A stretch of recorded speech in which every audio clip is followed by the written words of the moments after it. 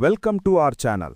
ఈరోజు మనం ఒక వీడియో చూడబోవడం లేదు, మన జీవితానికి అర్థాన్నిచ్చే ఒక గొప్ప నిజాన్ని తెలుసుకోబోతున్నాం. ఈ ప్రపంచంలో మనల్ని మనం మర్చిపోయినా మనల్ని మర్చిపోని ఇద్దరు వ్యక్తులుంటారు. వారే అమ్మ, నాన్న.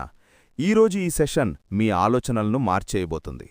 9 నెలల మోత కాదు, అది జీవితకాలపు ప్రేమ. మన ఆకలి కోసం తన నిద్రను, తన ఆరోగ్యాన్ని పణంగా పెట్టే దేవత. మనం ఎదిగే కొద్దీ అమ్మ ముడతలు పడుతుంది, కాని ఆమె మనసు మాత్రం మనకోసం ఎప్పుడూ కొత్తగానే ఆలోచిస్తుంది. నాన్నంటే కేవలం కఠినంగా ఉండే వ్యక్తి కాదు, మనకు నీడనిచ్చే చెట్టు. తన అరిగిన చెప్పుల మీద మనకు కొత్త షూస్ గొనిచ్చే నిశ్శబ్ద పోరాట యోధుడు. బయట ప్రపంచంలో ఎన్ని అవమానాలు పడ్డా ఇంటికొచ్చేసరికి నవ్వుతూ మనల్ని ఎత్తుకునే ధీశాలి.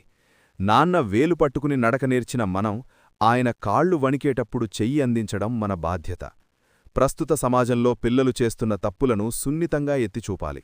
ఫోన్లో ఎక్కడో ఉన్నవాళ్లతో గంటలు గంటలు మాట్లాడదాం, కాని పక్కనే ఉన్న అమ్మతో 5 నిమిషాలు ప్రశాంతంగా మాట్లాడలేమా? మనం పెరిగిన ఇల్లు మనకు చిన్నదైపోవచ్చు, కాని వారి గుండెల్లో మనకెప్పుడూ ఒకే చోటుంటుంది. వారిని పరాయివాళ్లని చేయకండి. ఆమె పదే పదే అడుగుతుందని చిరాకు పడకండి.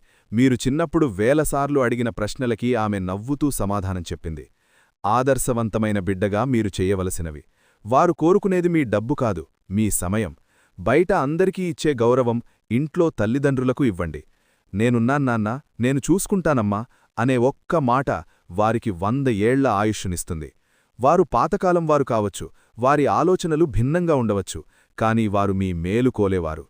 మిత్రులారా, దేవుడు ఎక్కడో లేడు, మీ ఇంట్లోనే ఉన్నాడు. వారు బ్రతికున్నప్పుడు ప్రేమించలేని మీరు, వారు వెళ్ళిపోయాక ఫోటోలకి దండలు వేసి ఏం లాభం? ఈ క్షణమే వెళ్ళండి, అమ్మని నాన్నని గట్టిగా హత్తుకోండి, వారితో గడపండి. ఈ వీడియో మీ మనసుని తాకితే, మీ ఆలోచనలో మార్పు వస్తే తప్పకుండా మన వీడియోని లైక్ చేయండి, కామెంట్ చేయండి, మీ స్నేహితులతో షేర్ చేయండి.